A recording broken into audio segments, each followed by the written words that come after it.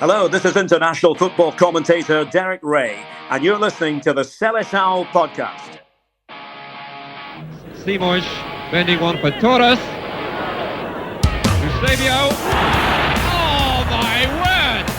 Have you ever seen anything like that? Bem jogado por Simão, a passar por dois adversários. Simão a tentar oferecer o golo a Figo e a bola é golo! O golo de Figo! Rui Costa já acreditou, vai tirar para o golo, atira, golo! Golo! Golo! Cristiano Ronaldo, vai embora Cristiano Ronaldo! Bateu, golo, golo, golo, golo!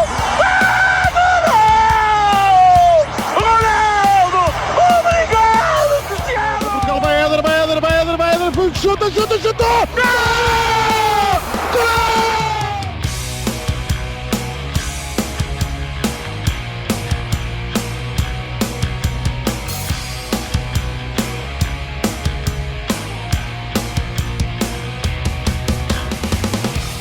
And we welcome you to episode number 90 of the Seleção podcast, a proud partner of Portugal.net and Palma Media. My name is Danny Pinto. I am your host. Thank you guys so much for tuning in once again to the pod. We've had a lot of episodes during the Euros. Appreciate everybody tuning in. Whether you're watching on YouTube, make sure you hit the subscribe and the like button on this particular one, but any of the videos that we put out for the Seleção podcast, and of course the old-fashioned way, podcasts, Apple Podcasts, Spotify, Google Play, whatever you guys are using. Just make sure you are subscribing and make sure you are, any comments, any ratings that you guys can give us, we would greatly appreciate. It is, without a doubt, my pleasure once again to have this gentleman join us on the Seleção podcast. Ladies and gentlemen, the voice of now EAFC 24. And, of course, you've been hearing him throughout the Euros. It is Derek Rae. Derek, thank you so much for joining us. Great to be with you, Danny. How are you? Doing well. Can't complain. I'd give you every opportunity I could to complain, but I'm not going to. I'm not. The last time we had you on, Derek, obviously, you were in Qatar, kind of foreign to everyone who has done your job and covered football for so long. This time with the Euros in Germany, almost like your second home. How have the differences been in terms of Qatar and Germany with just being able to do your job and then just kind of getting around the tournament? Well, I think you've said it very well. This is where I spend most of my time nowadays, here in Germany, and I'm talking to you from the great city of Köln, which really feels like my home now. And there's just a wonderful convivial feeling about this tournament. Qatar was different on every level. And I don't mind saying, and I think I may have said it to you at the time, it didn't really feel like a World Cup, not a World Cup as we know it. And what makes a major tournament is, yes, the football, of course, but also the atmosphere around the games. And if you were lucky enough to be here, if anybody listening was lucky enough to be here, then they would really enjoy the party atmosphere that really exists sort of every minute of every day. And it's the mixing that's the wonderful thing. So after we cover a game, we generally try to find somewhere to eat and maybe have a beer. And you've got these, areas that have been set aside. Sometimes it's even just a normal restaurant, but set aside for fans. And the great thing is you have fans of multiple countries all coming together and all enjoying German culture, German cuisine, German beer, and watching the football and comparing notes. And it's also good nature. That's the great thing about it. It's, people getting used to other people who are supporting maybe the opposite team in that particular game, or maybe with no actual interest in the game that's happening, but you develop an interest. And it's something that, I wish we had more of in the United States. I know it's developing and I know it's getting better, but you really can't beat an established European football country like Germany for this sort of atmosphere. So we're very lucky to be here covering it. Is there a difference in your mind between the atmospheres of not the particular World Cup in Qatar, but just like, because you've covered tournaments now for decades? Is there a difference that you see in the atmosphere of a European championship versus a World Cup tournament? Well, I think that the ones that I can compare sort of, on a favorable basis would be Brazil 2014. That was very similar. That was obviously South America, but it was a world party and it felt like that. We've had the pandemic in recent years. So the last Euro was always going to be different. And I don't think UEFA will ever make the mistake again of sending it, to all those different cities in different countries. That was just a logistical nightmare. And so I think we've all been looking forward to this tournament for a long time because it's right in the heart of Europe. So it's relatively easy for fans to get here. And it just has the perfect vibe. So, I think we're always better off when we're in a smaller country. Germany is not a small country in terms of population. It's 80 million, but it's relatively straightforward getting around and for fans to get around. And so when you have that, I think you really have to relish it. And South Africa, which I covered as well, that had its own dynamic and feel, and you could get around South Africa. Brazil, not quite as easy to get around because it involved flying. The great thing here is you jump on a train. Now, the trains, as people have come to discover, I could have told you that as somebody who spends most of my time here, the trains aren't always reliable. And one of the pieces of advice I gave to fans at the outset was don't think you can just jump on a train and plan to arrive 3 hours before a game and it'll all be fine. Don't do that at all. Make sure that your train has several hours of wiggle room attached to it because they're not always reliable on the Deutsche Bahn. Do you think the Oedipus of it is, if it's a footballing country, it's going to be a party? Is it as simple as thinking with that thinking is, if Germany's hosted the World Cup and now the Euros in the last 18 years, you see a country like France, you see a country like Portugal in 2004. The upcoming World Cup in 2030 is going to be in Spain and Portugal and Morocco. The United States obviously has the tri-bid with Mexico and Canada in 26, but at the heart of it, if it's a footballing country, is that really all you need to have a party? I think to have the best party, yes, you would like to have a football country. Obviously, some countries are becoming football countries. I think the United States would fall in that category, but it does also help to have the logistical ease. I think as a fan, I think you appreciate that. Certainly as commentators, we appreciate that as well. So if you have Germany, and this is why I've always said it is the perfect country for a tournament. You have Germany, which is one of the ultimate football sporting countries, and you have a location in the heart of Europe for a European Championship, and you have the ability to get around. So fans can legitimately go to a game in one city one day and then travel with ease to another city the next. Then you've got the ideal formula. We're talking with Derek Rae of Fox Sports. He, of course, is the play-by-play voice, one of the play-by-play voices of the tournament, also of EAFC 24, formerly the FIFA franchise, but a new name this past year. I was hoping we were going to get you for Germany-Scotland on the call because that would have been quite the call for you, given you were born in Scotland. But as you mentioned, so many years now in Germany, with the Bundesliga and then living there partially, but. One of the things that you had mentioned in the last time we had you was your partnership with Ali Wagner. You had mentioned because I believe it would have been your second time working with her this in the past World Cup, and you have you kind of the nuances of each other and knowing each other's kind of tendencies. That was helpful the second go around. You're working with former English goalkeeper Robert Green this tournament. How has that partnership developed, and is there kind of like a reset of trying to figure each other out? I don't think so, in answer to the second part of the question, because part of my job is working with multiple co-commentators every season. When I cover the Bundesliga, I think on an average basis, I would maybe have 10 or 11 different co-commentators. And sometimes they're brand new. At other times, it would be people I've worked with before. But the thing is that there's a bit of a sort of a wide circulation of people that you work with. Now, it so happened I'd never worked with Rob prior to this tournament, but we've been in touch quite a lot. He's a very professional guy. He's done a lot. He does a great job. Yeah, no, thanks. I'll pass that along to him. He's done a lot of broadcasting in a short space of time because I think he realised it was something he wanted to get into and he wanted to do it right. And I think we realised from day one when it was told to us that that Fox wanted to put us together, we realised that we would enjoy each other very much. I like his serious approach to it, his analytical approach. He doesn't go into any game without having done his homework, wholly, gone through every little nook and cranny of the various teams and knowing their tendencies.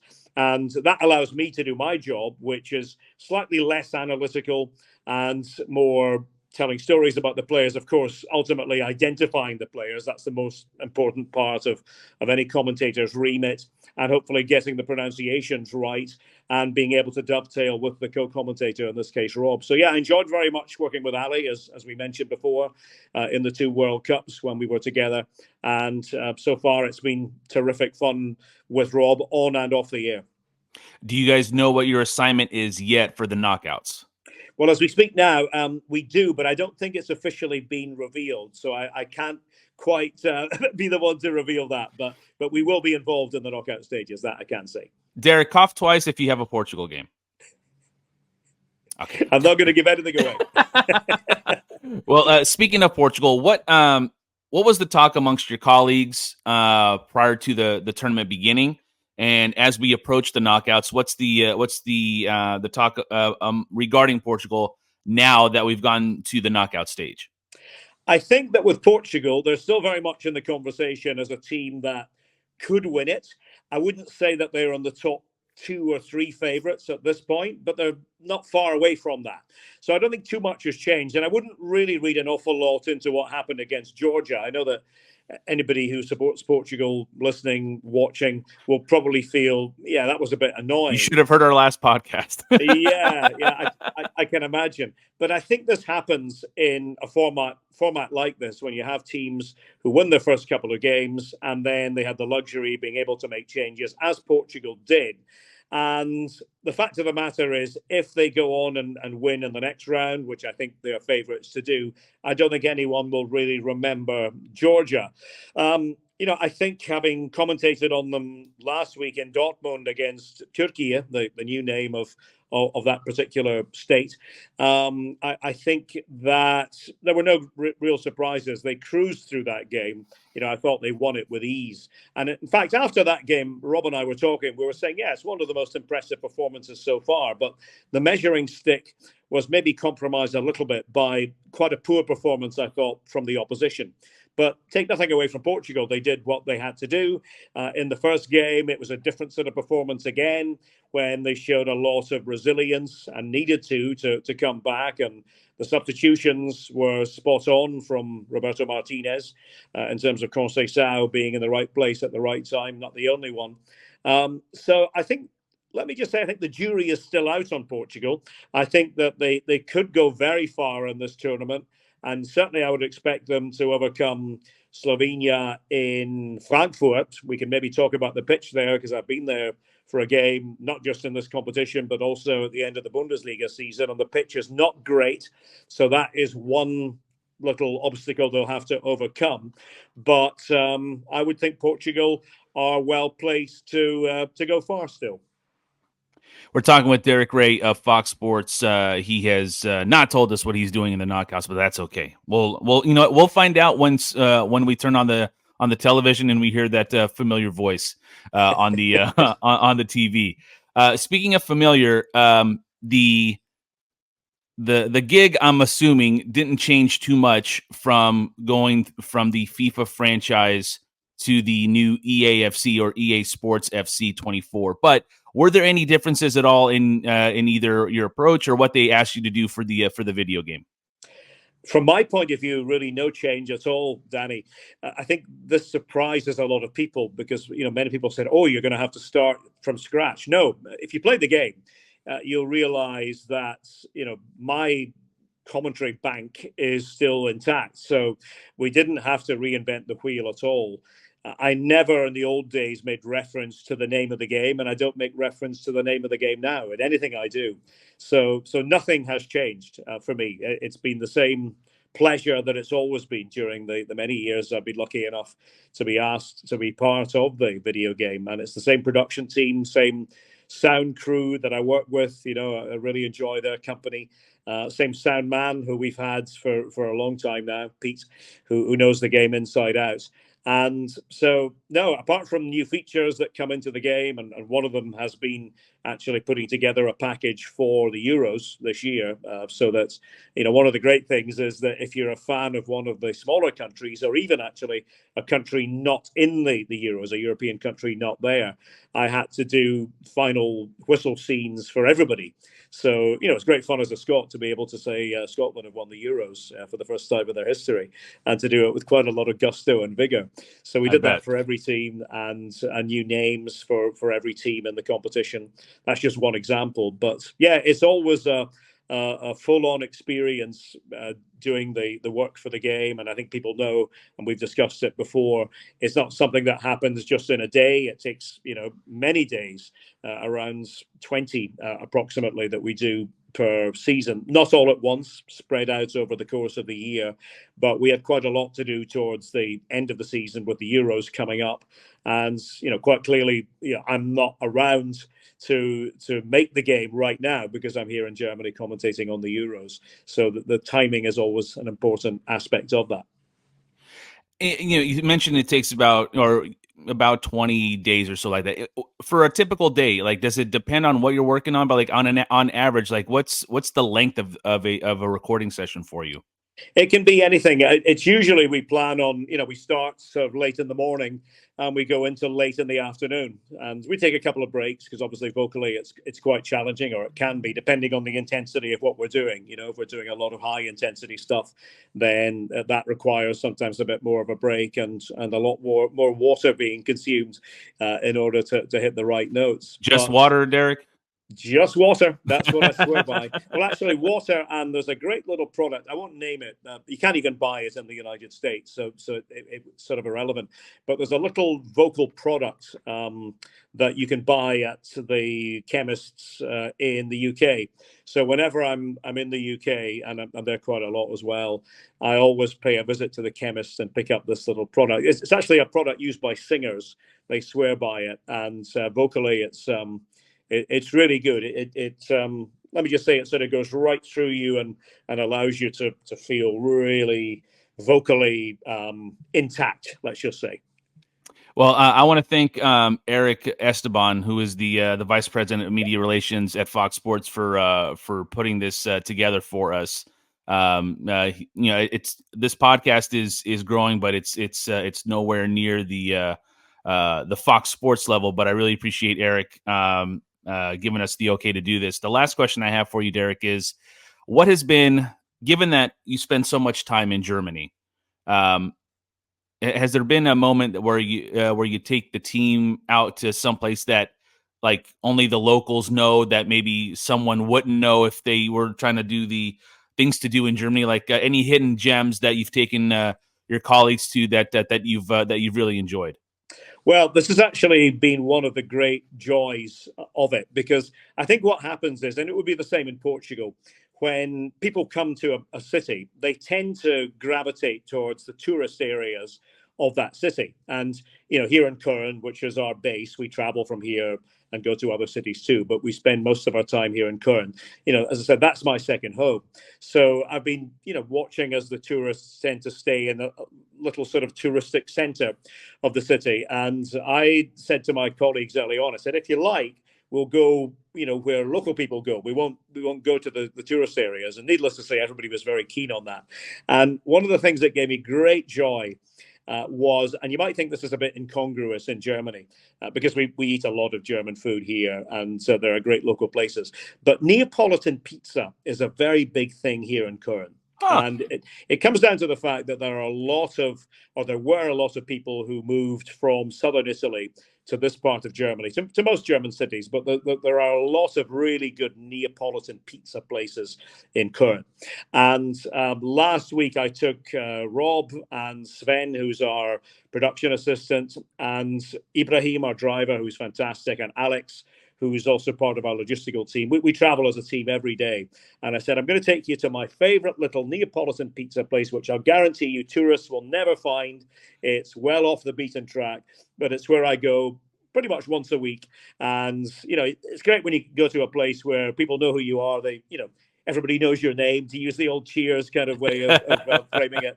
I have a little pizza place here that is my personal favorite, Sorrentino. And it's nothing special in terms of how it looks, but they know how to make really good Neapolitan pizza. And it's not expensive either. I was not expecting that answer from a Neapolitan pizza in Germany, but I'll take it. Honestly, it's one of the great things that when you can bring someone to your home and just share something that's a little bit off the beaten path, but is still tremendous to go to. It's always a pleasure to go and experience that. Derek, I can't thank you enough for making some time for us on this episode. All the best to you. The rest of the tournament and with your career. And, the 2026 is not too far away. If you need room and board, just, come to California. I'll take care of you.